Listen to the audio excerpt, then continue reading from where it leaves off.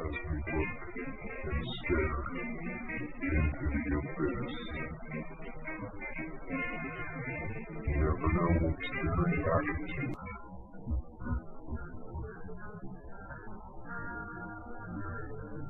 It's coming. All these voices.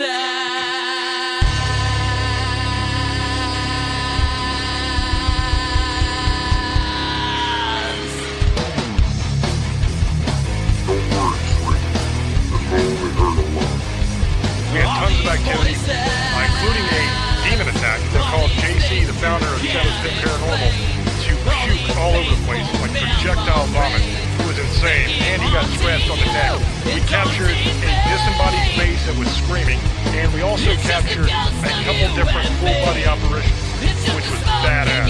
Now, Baba Yaga was a Slavic witch, but she was also a supernatural guardian.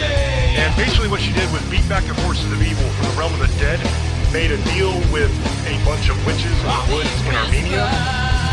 She sold her soul. And I am standing out here in the damn rain. I should have listened to my wife. She told me, if you're going out, bring an umbrella. I don't listen. Now I'm getting wet, so I'm sheltering underneath this tree.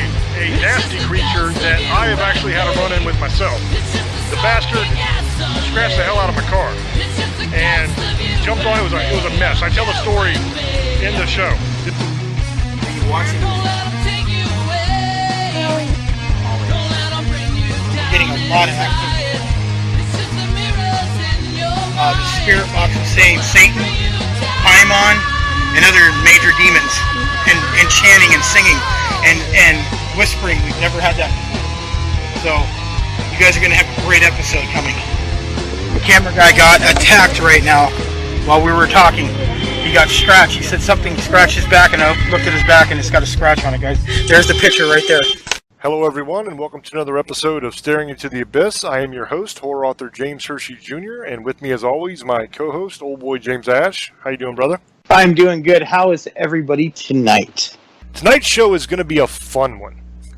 As I sit here right now recording in the mountains of Virginia, we are having a storm, a nice little thunderstorm. It's one of those ones where you like to sit and look out the window and the lightning is coming down and it's crashing thunder and there's rain and all that kind of jazz. So it is the perfect environment for the show we're going to do tonight. Tonight we're going to be taking on an urban legend. We're going to be doing a kind of a grisly ghost story kind of deal. And we're going to examine it. I'm going to give you the legend, and then we're going to go over whether it's true or not. What I was able to find when I researched it and tried to figure out if this thing actually happens. So before we start, a little word of warning. For those of you that are weak of stomach or faint of heart, you can still listen, but you might have to watch a couple episodes of SpongeBob or something afterwards to kind of calm yourself down so you can go to bed. For the rest of you badasses, grab yourself some snacks and get ready for the legend of the Dunlora Mansion. Now, the Dunlora Mansion legend takes place here in Virginia. The mansion itself is located in Charlottesville, Virginia. So I'm going to go over the legend first. According to the legend, in the summer of 1920, 6 young Boy Scouts and their scoutmaster went out for a camping trip in the woods down by this mansion. It was the first time the boys had ever been out with the new scout leader. And the scout leader, unfortunately, was neither familiar with the forest that they were hiking through, or he had never heard the tales of the witch that supposedly lives in the area. Because he didn't know the tales and he wasn't familiar with the area, they ended up kind of walking onto the witch's property, and he decided they were going to set up camp there because they found a nice little area and they thought this would be perfect to camp in. So that's exactly what he did. He set up his camp for the evening in the woods there. Now at first everything was fine. They set up their tents, they cooked their dinner, they sat around and told stories, and it got dark and they decided they were going to bed. And everything was quiet for a while. A little bit later in the evening, the scout leader woke up because he heard a strange noise. And they actually woke him up from his sleep. And it sounded to him like something was happening in one of the other tents. That's where the noise seemed to be coming from.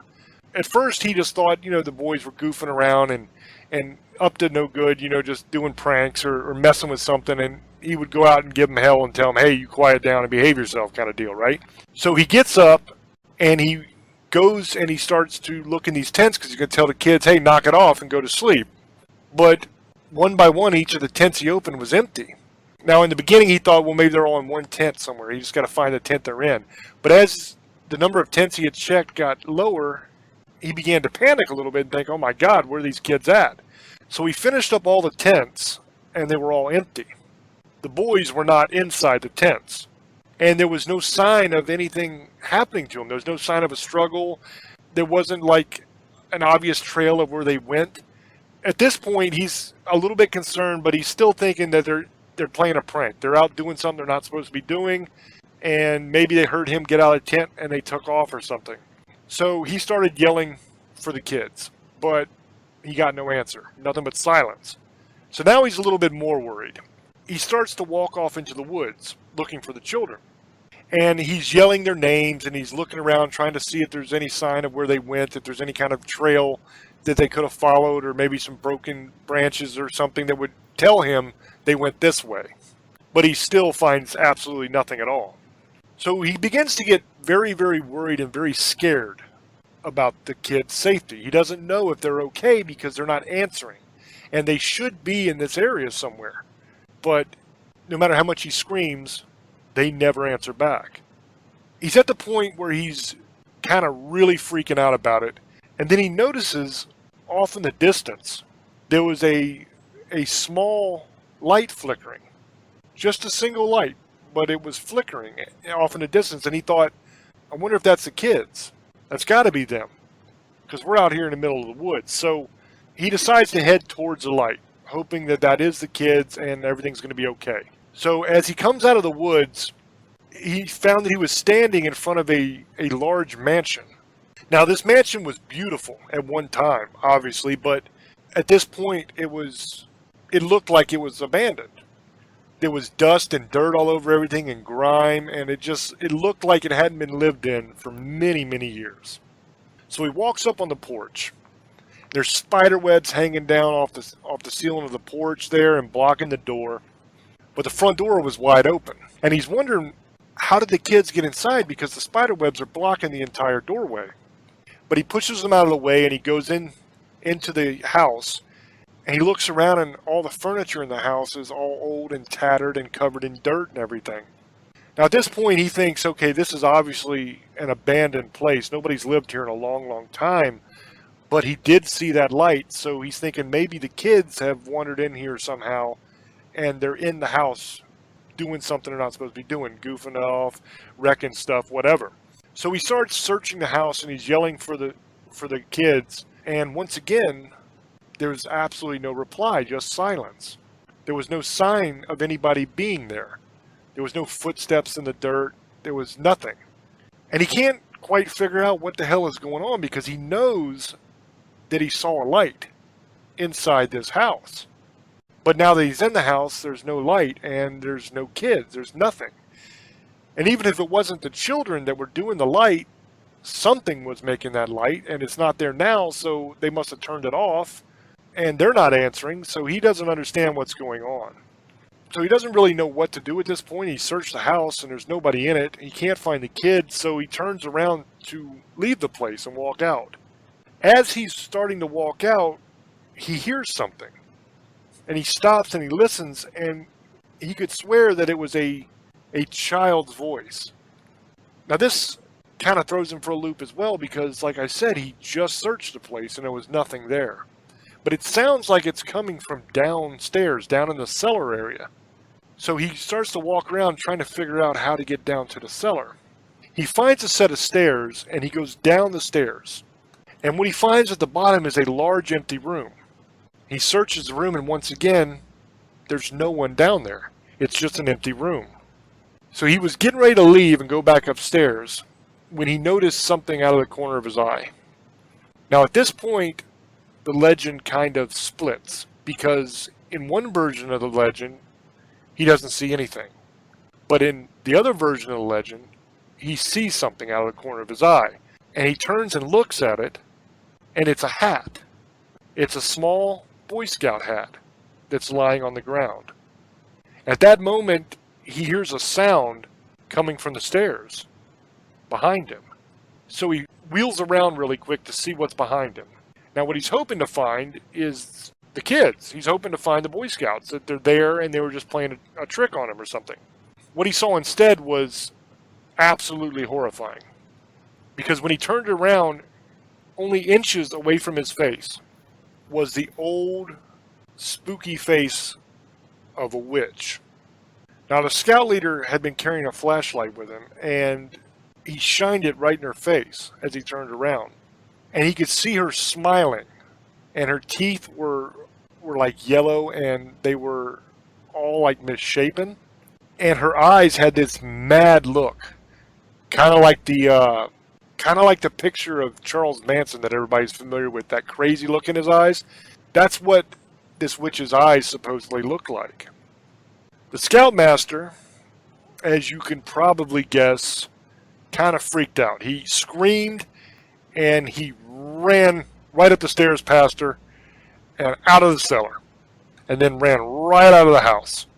Once he left the house, he got back to the woods and he just ran. Now he didn't want to run back to the site where they were camping. He was trying to find a road because he wanted to get the hell out of there and try to find some help, because he was really freaked out at this point. Now as he's running, he hears sounds of somebody running behind him. Now he would look back to see as he's running what was behind him, and all he could see was the face of that witch and those crazy ass eyes staring at him as she chased after him. Now one time when he turned around, he didn't see the witch. And what he actually saw the last time he turned around made him stop running completely. Because the last time he turned around, he saw all of those Boy Scouts that were with him standing in a row. He looked at them and their eyes just stared straight ahead, almost as if to look through him. And they weren't moving at all. As he looked down, he saw that their stomachs, all the way from their waist all the way up to their chest, were just carved wide open. And their guts were all dropping out onto the road. At this point in time, the scout leader passed out. His brain had had enough. He could not take any more, and he just passed out from fright. So eventually, the police show up. Now this happens the next morning. So he was laying there all night unconscious. The reason the police came the next day is because they were supposed to be back the next day and they never showed up. So the families of the children called the police and they said, hey, they went out here camping. Something must have happened because they never came back, and they were worried about their kids. So when the cops got there, they searched the area and they found the Scoutmaster, and he was curled up on this little dirt, I guess you could call it road. It was more of a trail or a path, but he was curled up there on the trail, and he was just babbling nonsense. He wasn't making any sense. He was talking about a witch with crazy eyes and sharp pointy teeth. He was talking about that the kids had their guts laying out all over the place. He was just talking nonsense, what the cops thought. The cops tried to talk to him and calm him down, and they eventually managed to get the location of the little campsite that they had set up, all the little tents, the general area where they had stopped. So they decided they were going to go look there and find out what was going on, try to find these kids. So they kind of picked up the Scoutmaster and brought him with them. And when they got to the campsite, they saw a truly horrific and grisly scene waiting them. Inside the tents were all the Boy Scouts. They were laying there on top of their sleeping bags with their stomachs ripped open from the waist all the way up to the chest. Their guts were hanging out, and some of their organs were missing. Later on, the cops actually found those missing organs laying in the fire. They were like cooking on the fire. Next to the fire, there was a knife sticking into a piece of wood. The knife was covered in blood and gore, and the knife belonged to the Scoutmaster. It was his knife. So the police arrest the Scoutmaster for murder. It turns out that the Scoutmaster never really recovered from this, and he was never sane enough to be held accountable for the murders. So he ended up going to an insane asylum for the rest of his life. The entire time he was alive, he continued saying that the witch is the one that killed the kids. Now that's not the end of this legend. It gets weirder. On the property, there were 7 trees that were never there before that appeared after this, fully grown. They were standing side by side at the spot where they found the Scoutmaster. 6 of them were just tall and straight, normal trees. But the 7th one was all twisted and gnarled up. So according to the legend, the 6 regular trees are supposed to contain the spirits of the dead Boy Scouts. That somehow the witch had trapped their souls in the trees for all eternity. The last tree, the one that's all twisted and gnarled up, supposedly that tree holds the broken mind of the poor scout leader. Supposedly, once he passed out, the witch came over and stole his mind and put it in the tree. That's what the legend says. Those trees are supposed to still be on the property to this day. And there's sort of like an omen or a warning to anybody that trespasses in the area. That's what the legend says. Now, the other part of this legend is a little bit of a historical part of it.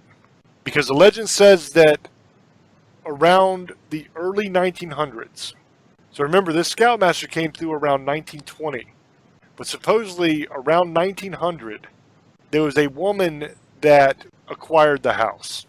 Now this woman was a witch, and a very evil witch. While she was there in the house, there was all kinds of weird sightings in the area of shadow people and ghosts and just all kinds of general paranormal spookiness that was taking place on this property. While she lived in the house, she stopped taking care of it completely.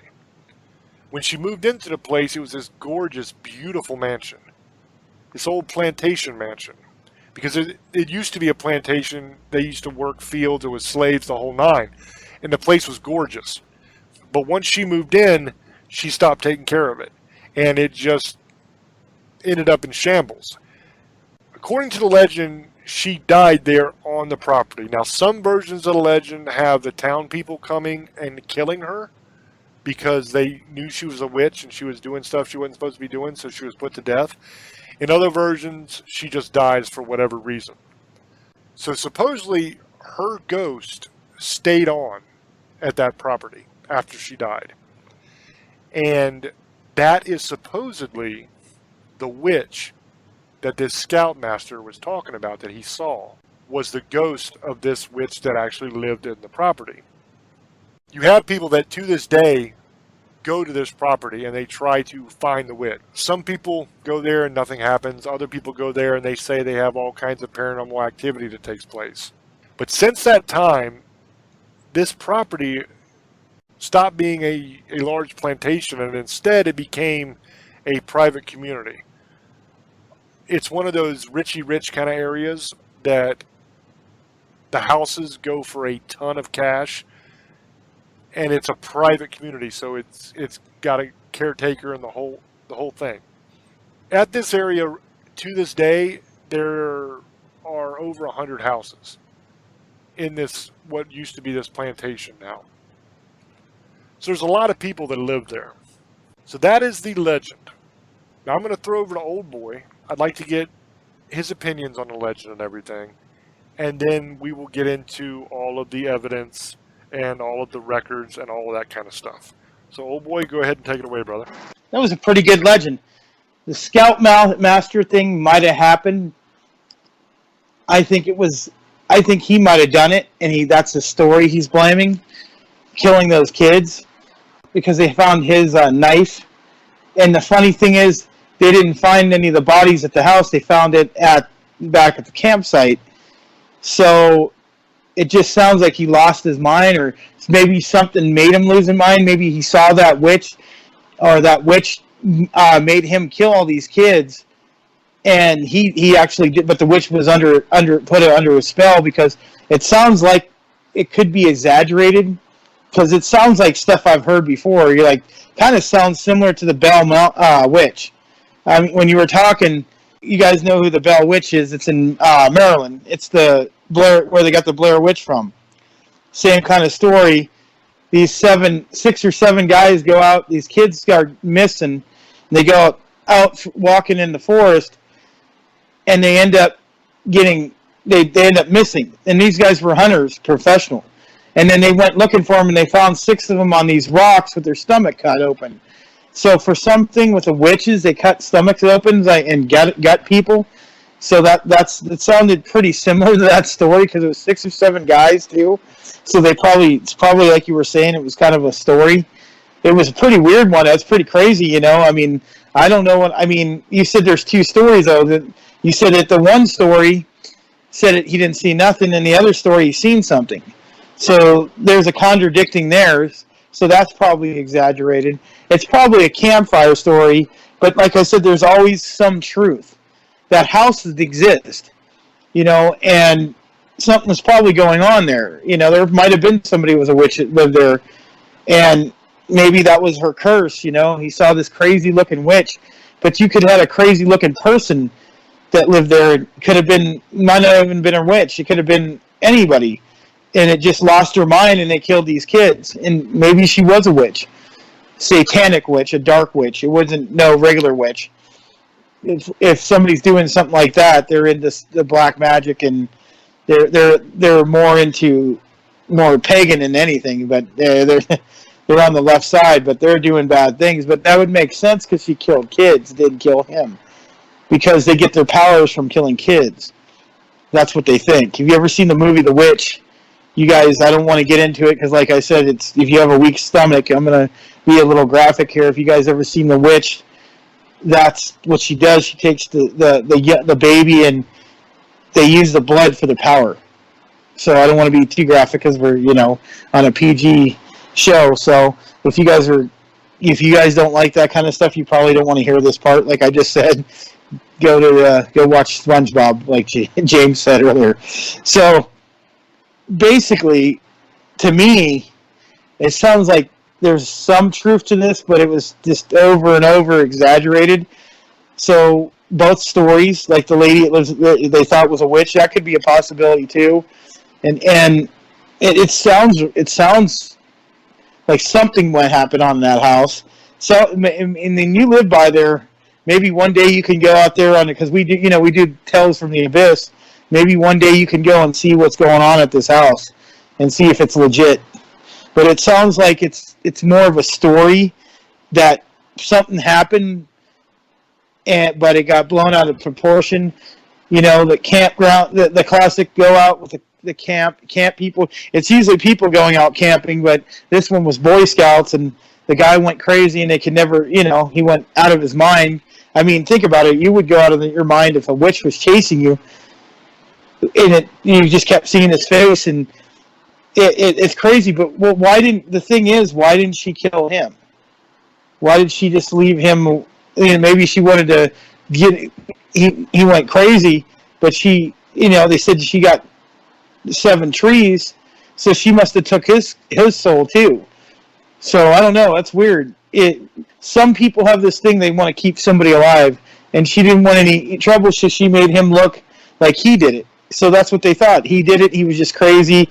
He just had way too many s'mores and just went off his rocker and killed these people. That could have happened too. He just could have went nuts and just killed people, and then blamed it on some witch and acted crazy, so he didn't go to jail. There's that could be a possibility too. Do I believe it happened? Probably not. Not the way it exaggerated. Do I believe there's a witch or something? Probably, because the tree thing makes sense. That's weird that these trees just came out of nowhere. Maybe that might have happened. I don't think it was 100% probable. I'd probably say maybe a 20% chance to the truth. the other 80s probably exaggerated campfire stories, and you know how those goes. I mean, I had one from Pennsylvania. You know, they had this guy, supposedly this escaped murderer, and these people in Pennsylvania. And I actually saw this in an Urban Legends, that horror movie that they made in Hollywood about urban legends. And I guess they ran out of gas, and the boyfriend said, "I'll be back." And she's like, "You're not leaving me here in the middle of nowhere."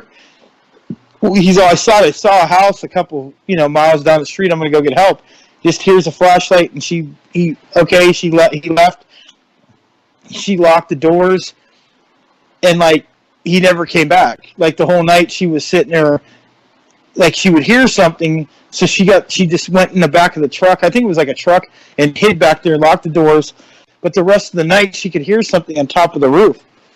Well, when she woke up in the morning, it was her boyfriend hanging dead with his fingertips hitting the roof, going back and forth. So that's a urban legend there. The Bunny Man's another one. But I mean, that's another great urban legend. We did a show, I think, about that too. But this one was good because I like debunking these things, or trying to figure it out, or were they real? Did they really happen? And I'm glad James this one I've never heard of. Just as James told me about a couple days ago, and then we're doing the show, and I'm like, cool, and it's a crazy story. I mean, I wasn't expecting him telling me that they were, disemboweled. That's crazy. I mean, and it seems like she showed him what she was going to do, and she was playing with him, like torturing him, and then like he went crazy. She just tortured him to the point went crazy, and then she probably killed the boys if it happened, and then just blamed it on him and used his knife. So I mean, that's the only explanation I could think of. I don't know if it probably happened. It's probably some truth, but I think it's probably been a campfire. And the other story with the lady and the witch, it could be a possibility. I think that's more of I think every house everybody sees that's abandoned out in the middle of nowhere, or spooky, or some lady lived by herself, everybody assumes it's a witch. And sometimes they just, people look, older people look, they get decrepit, their teeth get rotten, they don't take care of themselves, especially back then, and they look like they're witches. So it could be that too, but that's my opinion, James. Thank you. I like the show. I like this one. This one's pretty cool. So we will get into all of the evidence on this, and I will tell you what I found in just a moment. Before I do that, for the audience, I want to give you a little peek behind the curtain here and let you in on how we do these shows. What happens is I will see something that I think is interesting, or I will think of a subject matter that I think is interesting, or something that I already know that I think would make an interesting show. Old Boy usually, in most occasions, finds out like the day before or the day of the show what we're going to do, because lots of times I don't make up my mind until the day before of what I actually want to do the show on. When we do these kind of shows here where we're trying to figure out whether something is real or not, the majority of the time he doesn't know until either the day before or the last minute what we're doing the show on. And we never share our information back and forth before we do a show, because I like it to be fresh. I don't want to go into the show with already going over everything with Old Boy, because I want his genuine reaction during the show. Because a lot of times, one brilliant thing about Old Boy is when we do a show like this, he'll say something that'll trigger something in my mind and make me think of something a different way. And you can only really get that from that initial reaction. Because once you have too much time to think about it, you start second guessing everything. So that initial gut feeling is valuable. And that's what I try to capture on the air here every time we do one of these. So that's why I don't share this evidence. So I know whether this is true or not, because I've done the research on it. I know. Old Boy had no idea whether this was true or not, because I haven't shared that evidence with him yet. The reason I tell you that is because I'm going to illustrate exactly what I'm talking about here. Because in this legend, there are parts of it that are true. And then there are parts of it that are completely made up. And it's interesting because that was kind of his take on it. Without doing the research, without having the answer in front of him, that was his gut reaction to it. And that's why I like doing it this way. Now, the information. The property exists.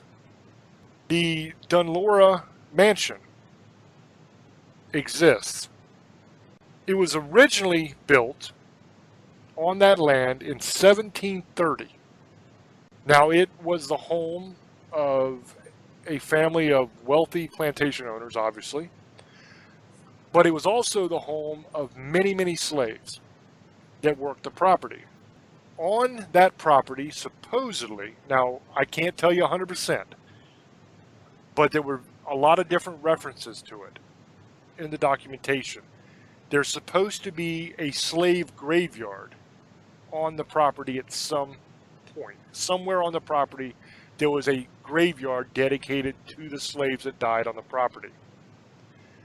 Now, this could possibly account for some of the paranormal sightings that have happened there over the years, because the paranormal stuff is documented all the way back to around 1900, where there has been sightings of shadow figures and ghosts and different kind of things happening that would qualify as a paranormal experience. That is true. That has been happening on that property for a long, long time. Was there ever a witch that lived there? I don't know. There's no mention of a witch other than this legend. I do know that the house stayed in the exact same family the entire time.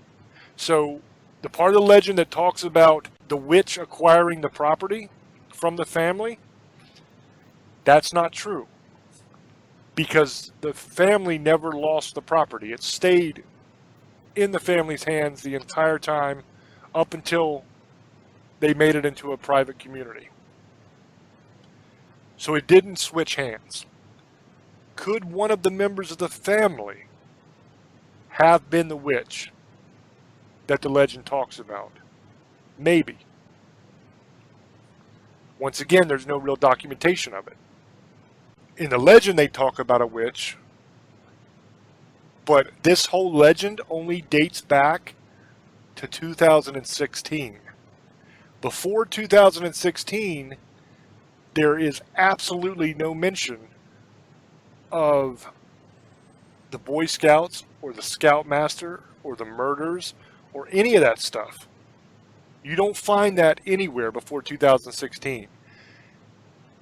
In 2016, somebody put this story up on Facebook, and it went viral, and everybody started talking about it.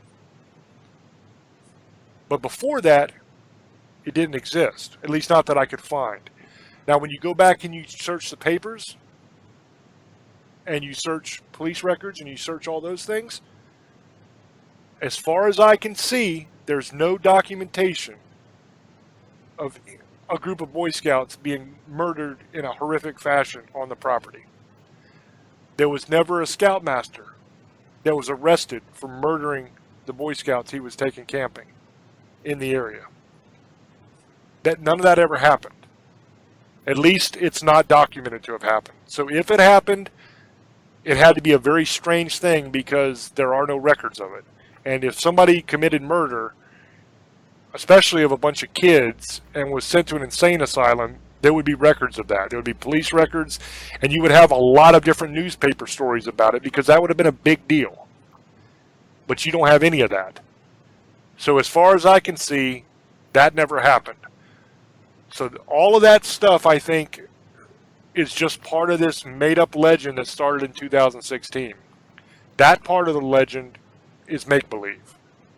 It's completely made up because it does not exist prior to 2016, and there is no actual documentation to back it up at all.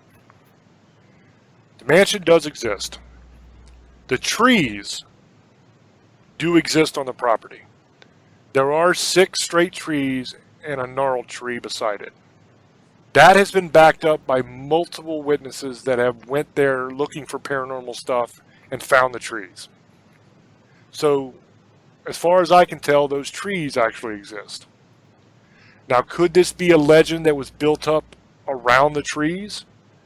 Knowing that the property had a paranormal past, that people talked about that the place was haunted and that there was shadow figures and ghosts and all this stuff going on, and then you got this creepy ass looking tree right next to 6 straight trees in a straight line like that? Maybe. Whoever came up with the legend had to know the trees were there, because the trees are actually there. So they had to have been to the property and known that that tree existed, that gnarled tree, and that it had 6 beside it that were straight. Because that's the little bit of truth that got exaggerated into a big old make-believe story.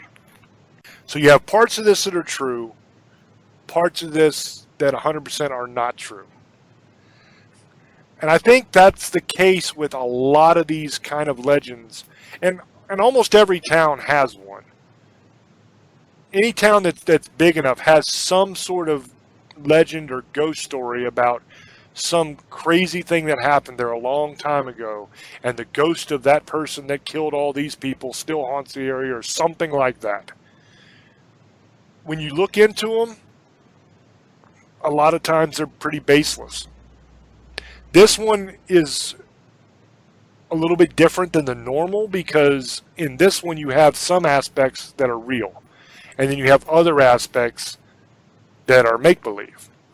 We've had some before that we did where it's completely made up, where there's not a single, like when we did Bunny Man, for example, there's not a single bit of documented evidence that any part of that legend was true. Because supposedly a guy escaped and killed a bunch of people and was eating animals, and farm animals and stuff like that, and the cops chased him down and he got hit by the train, the whole 9. None of that ever happened. It's all a completely made up legend. And the result of that is more than just a fun, scary story to tell while you're sitting around a campfire. The problem is you have people that want to go find that thing, whatever it is that the legend is. Whether, like in this case, I'm talking about the Bunny Man legend. So there are people that actually want to go and try to find the Bunny Man and see the Bunny Man. So what happens is these people go to this train bridge where supposedly all these teenagers were hanging by the neck dead way back when. That this guy had killed all these people and died, and then his ghost comes back to this bridge, and supposedly a group of teens went, like I think it was in the 70s if I remember correctly, and they tried to find this ghost of the Bunny Man, and they went on Halloween at midnight or something, and the next morning they were found swinging dead, hanging from the bridge. So people try to go and see this stuff, because that's a cool legend. Supposedly, if you go there on Halloween at midnight, that he'll show up and kill you or whatever. So people actually go to see that. The problem is the area is not safe at all. It's kind of sketchy.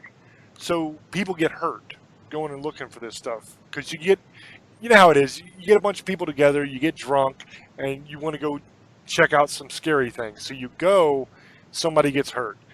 We did another one on another urban legend that's located at a small graveyard where supposedly this woman's ghost walks around headless and stuff, and people go to try to find that one. We did a show on that one, and that's way back up in the mountain, up in the woods, and there's giant holes. They're like these cave holes. They're old mines and stuff that people just fall right down, and they're gonna go hundreds of yards down. So people fall in these holes and end up dead. That's the bad side of these things, is you have dangerous areas, and these people go to them and they end up getting hurt. I enjoy a good urban legend as much as the next person. I really like hearing these tales, and I really enjoy finding out if they're true, researching them and finding out. But all I would say to everyone listening is, if you decide that you want to go check one of these things out, first of all, please do not drink and do not be doing drugs.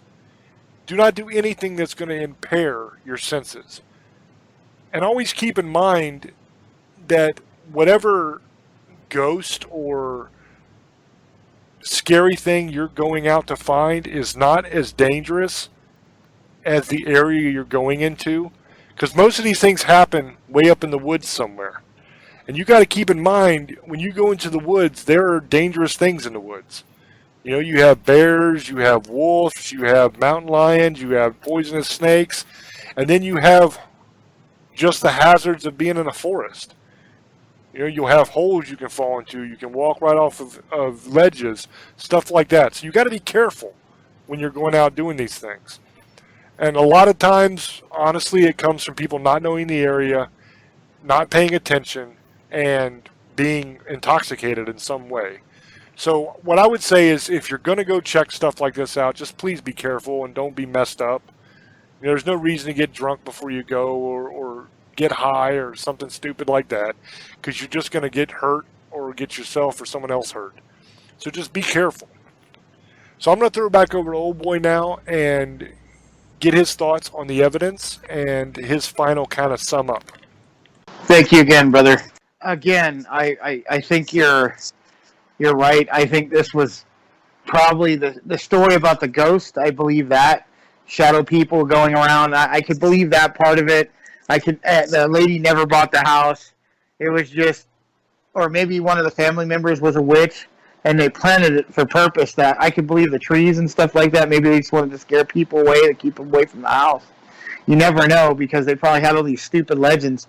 But the Boy Scout thing from only 2016, that means it's fake. So I think that part's fake to scare people away. Now, seeing ghosts and stuff like that, that probably is true. I mean, shadow people, that's scary enough if you see shadow people. People don't realize what a shadow person is. That's something you don't really want to mess with or see anyway. And you never know. This could have been fabricated to keep people away from, like I said, from the house. But now the other stuff, like the ghost and the lady buying the house, that wasn't true. And I believe that too. I think that was probably another story. It's another there's a lot of campground stories, like James was saying. People, they want to scare people, you know. And there's legends here. I mean, I've heard legends here in this desert. We have places, you know, like when I went up to Go Bar, there's that demon's supposed to be down there. No one could ever last down there. I've been in there 3 times now, and once blindfolded, you know. And the legend was the kid died, so they had to put him down there, and people were doing satanic rituals, and it looked like to me people were homeless living there. So what people do is they tell stories to keep them out of there. But when you look around the whole property, because it was a big property, there is stuff that people are writing, satanic stuff. So there's probably people out there doing stuff. But like James says, you don't really want to go after these legends, like, because unless you know what you're doing and where you're at, and you're not knowing, you're going, like, say you're from New York and you want to try to go chase something in Virginia. You've never been to Virginia. You can get another way out there. It's not a smart thing to go wandering around the desert. Not the desert. The forest in the first place. There's snakes. There's animals out there. I don't know what's in Virginia. It might be bobcats and bears. But you can get that. You can fall down a hole. There's a lot of stuff, mining stuff that happened there over the years. You can get hurt, man, just from that. And some of this stuff, if there is something real out there, why would you want to go after some of this stuff? I mean, me and James do it because we're out of our mind, but, and we love this stuff. This is our life. But that's why we do it. But I don't suggest regular people go out looking for some of this stuff and these urban legends and some of these ghosts and, like the dark-eyed children. That's another legend that it's going out, that's been going on and people are talking about. That's another thing. If I stop my car and I see children with black eyes, I'm driving right away from them, not even going to talk to them. So, you got to start thinking about some of this stuff. If this stuff is real, some of this stuff you probably don't want to go chasing.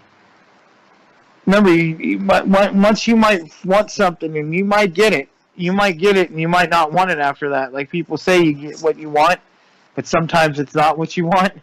It could be a firecracker blowing up in your face, like James was saying. So you guys got to be careful when you're going out looking for legends and you want to see stuff on TV. You think it's, a lot of these people, with the ghosting, that's the same thing. They see something, so they think they're ghost experts, and because they saw something on TV or the internet.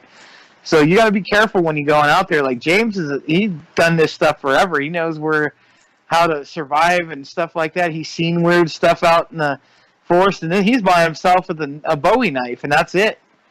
So I mean, I couldn't do that.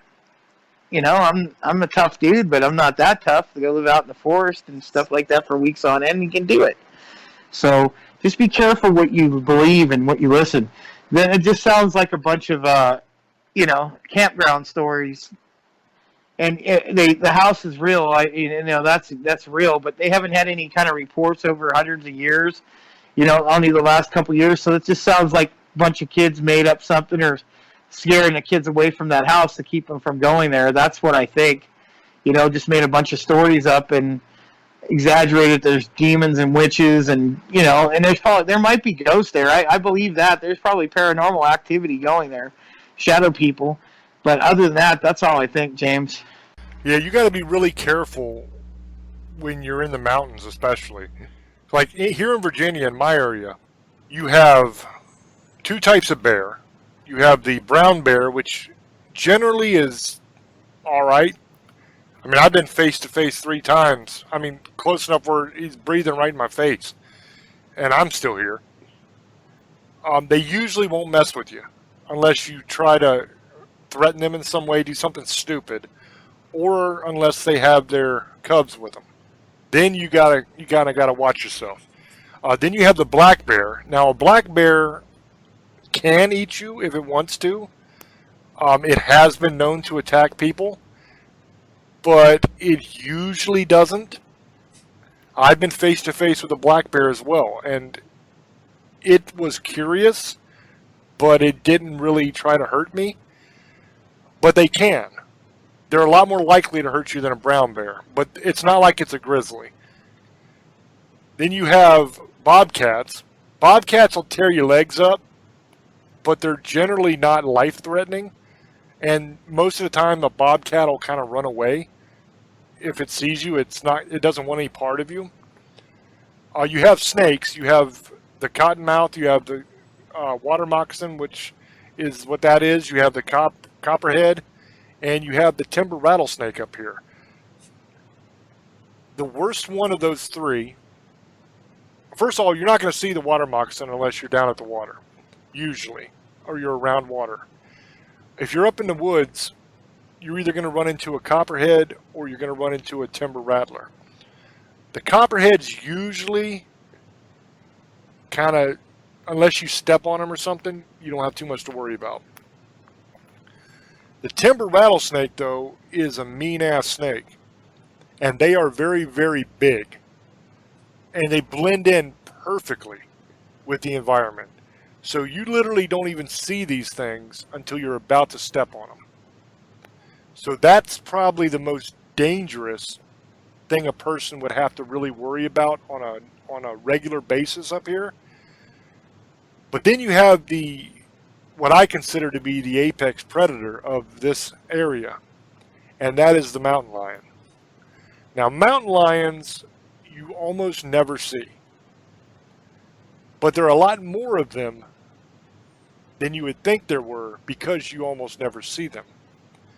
Because what a mountain lion will do is it'll get the high ground on you. You'll be walking along and you won't even know it's there. And it'll get up on top of a little hill, or they've even been known to get up in trees and wait for your ass. And when you walk by, it'll jump down on your back. You won't even know it's there until it digs its claws into your shoulders and starts biting your neck. By the time you realize that this thing is on you, you're screwed. It's too late at that point, because this thing's going to rip your throat out and you're dead. Because that's what they like to do. They'll bite the side of your neck and they'll rip your artery right out there and you'll bleed out in a matter of minutes. That's the most dangerous creature that you have to worry about in the woods as far as natural creatures. But it's very rare. that you're going to run into one. Most people are not going deep enough in the mountain to have to worry about a mountain lion, because they're usually not found down around where people are, because they have very good senses, and they know when we're in their area, and they usually will not be in an area where there's a whole lot of people. If they are, and for whatever reason they decide they want to kill you, you'll never even know what happened. You'll have a couple seconds of time where you're like, oh crap, that's a mountain lion, and then you're done. So there are real dangerous animals that you have to worry about when you're out there. Now, in other parts of the country, it's way worse. If you're down in the swamps, down in Louisiana or Florida, down that area, you got to worry about gators. And there's all kinds of snakes and stuff like that you got to worry about down there as well. Now, I've spent time in swamps, and I'll tell you, a gator is nothing to be trifled with, because they will take a bite out of your ass, and it is dangerous. They can hide in very small amounts of water as well. Out west where Old Boy is, then you're starting to get into grizzly country up in the mountains there. And grizzly bears, all bets are off, because you're on the menu. You're dinner for them guys. So that's basically what I'm saying here. If you're going out into wild areas, keep in mind you are in a wild area. And I've spent a lot of my life going out in the woods in many different parts of the world. I've been in the forest in Europe. I've been in the swamps. I've been in the mountains here. I've been in the woods out in the Midwest. I've been all over the place. And I know what I'm doing out there. But even when you know what you're doing, it only takes a second for something to go wrong. And one thing you have to realize, especially if you just go out there because you want to see if you can see something, if something goes wrong, you better make sure that you have a backup plan, you have a way out. Because you fall and break your leg or something up in a mountain, you're not walking out. So unless you got people with you that can help carry you out, or you have some way to get in touch with somebody, you're in a lot of trouble. Whenever you go out on any kind of hike in the woods or the mountains or anything like that where you're away from civilization and you could find yourself in a survival type situation, you always want to let somebody know where you're going. Tell your family. Tell people you trust, hey, I'm heading off to this location. This is where I'm going to be.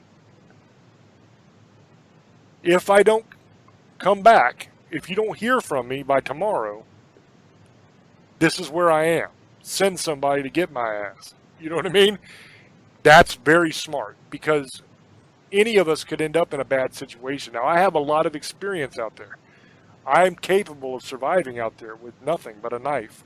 I can build shelter. I can find food. I can make traps. I know what I'm doing. Most people don't. But even somebody like me can get in a very bad situation out there. If I get attacked by an animal, if I get bit by a snake and I'm envenomated, it doesn't take very long. Within an hour of getting bit by any of the poisonous snakes that are here in my area, I'm in a lot of trouble. I'm at the point where I can't walk anymore. I can't get myself out of there anymore. And a lot of times when I go out, I'm more than an hour's walk away from my car. Always keep that in mind. So with that being said, we are almost out of time, so I'm going to throw it back over to Old Boy to get his shout-outs. Thank you again, brother. And I want to thank everybody from Parax Radio. You guys can check us out if you're listening on the YouTube page, on James Hershey's YouTube page. He'll tell you where to go. Remember, Parax, we come on at 9 Pacific, 12 Eastern at night on Sunday, Monday morning, technically. And they play it throughout the rest of the week, so it doesn't matter anyway. So, just think, if you want any merchandise, we're going to end up putting that on the YouTube page eventually, too, so you guys can buy off of there. So if you guys want to get shirts or blankets or any other thing, you let us know, and you can, or you can just order it from there. We'll put some popular stuff on there. So, thank you guys, and thank you for letting us do this every week. I enjoy it. Another thing, a good show. urban legends. We'll start getting into that and doing a little bit different of just doing all kinds of monsters too. Halloween's coming up, guys, so we're going to be doing some good ones coming up, so get ready. So that being said, have a great night. Blessed be, misfits, sugar ladies, monster hunters, and demon lovers. I love you. Have a great night, and blessed be. Thank you. The YouTube channel is youtube.com/James Hershey Jr. That's where you'll find all of our episodes of Staring into the Abyss. All the replays go there. Every episode of the TV show Tales from the Abyss we do, that is on there. And we have other paranormal videos that we do, little short videos and stuff like that. We are planning on doing a lot of different stuff for that channel coming up. We're talking right now about different things we're going to shoot and do. So you'll still have Staring on there. You'll still have Tales on there. But also we're going to do a lot of different kind of stuff and put on the channel as well for you. It's 100% free, so please go check it out. Subscribe to the channel so you never miss anything. It'll all be there for you. If you have ideas for shows you would like us to do or things that you'd like us to cover, please just leave it down in the comment section of one of the videos, because I try to check those fairly regularly. Sometimes the comments get kind of out of control and it gets to be a whole lot, so it's hard to keep up with them. On some of the videos that have over 500,000 or more views, sometimes there's thousands of comments, and it's hard to keep up with them because a lot of people comment sometimes. When that happens, I might not see your comment, but usually I'm pretty good at trying to keep up with that. So if you have ideas of stuff you'd like us to do, please just leave it down in the comments. The merchandise store is teespring.com/stores/staring into the abyss. That's teespring.com/store with an S on the end /staring into the abyss. That's where all the merch is. We got shirts, we got sweatshirts, hoodies, posters, iPhone cases, coffee mugs, everything. All that stuff is there. So if you're into merch and you'd like to have some Staring merch, please go ahead and check that out. I'm going to try to start putting the links in the descriptions of the videos. If I remember to do so, it'll be in the description of this video as you're watching it right now. If I have not remembered to do so, that's how you get to it. So once again, thank you guys so much for listening. Thank you for all your support. We love you very, very much. And until we speak to you again, love many, trust few, and do harm to none. God loves you, and so do we. Bye-bye.